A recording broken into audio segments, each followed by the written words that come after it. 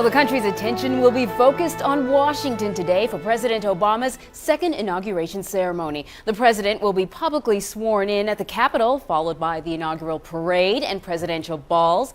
Mr. Obama's second term officially started yesterday. He took the oath of office in a small private ceremony at the White House. The president was joined by the First Lady and their daughters and was sworn in by Chief Justice John Roberts.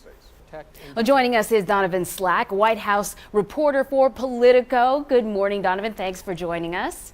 Good morning. Thanks for having me. So we saw the private ceremony on Sunday. It was very quiet, very quaint, but I wondered, why not do the public and the private ceremony at the same time? Why force President Obama to take this oath again for a second time?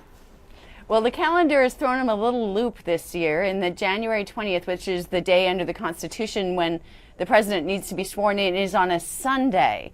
And by tradition, they move it to a Monday when that happens. And so they have this private ceremony to kind of abide by the Constitution. And then obviously the larger ceremony will occur today on Monday.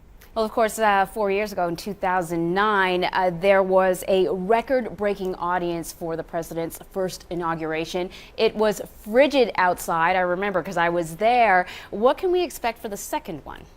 Well, we're definitely hoping for some warmer weather. You know, the forecast says it's going to be in the high 30s, possibly low 40s, which is a lot higher than it was 4 years ago. 4 years ago, I think the temperatures topped 27 and people were freezing.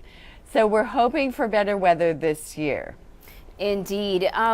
You know, 2009 was definitely a big deal. It was historic. The second inauguration, is it as big of a deal? Is it important when we think about President Obama's legacy? Well, you know, you're right. I think crowd estimates in 2009 were more than 1.8 million. At this point, the authorities were expecting between, I think, 700,000. So you're talking about less than half the number of people. And that tells you, yes, obviously it's his second time. The enthusiasm is not going to be as great.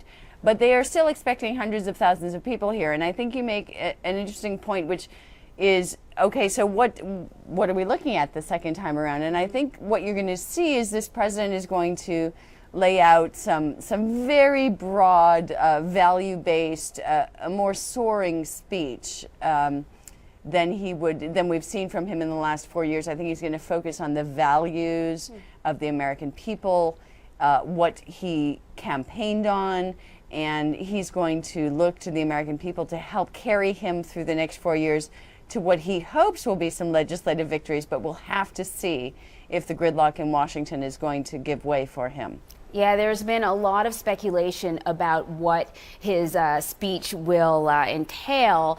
You talked about broad, sweeping sort of concepts. What is he facing over the next 4 years? Well, I mean, he's, in an interesting way, there's nothing different. You know, he's got a divided Congress. He's got the Republicans in charge of the House. And they're doing everything they can to get their way. And of course, the Democrats in the Senate, and then of course, President Obama in the White House, he's got a few things he's listed as priorities, you know, immigration, climate change, some very, obviously the gun control policies that he introduced last week. He's got some very big ideas, and whether or not he can get them through Congress will dictate really what his legacy is from the second term.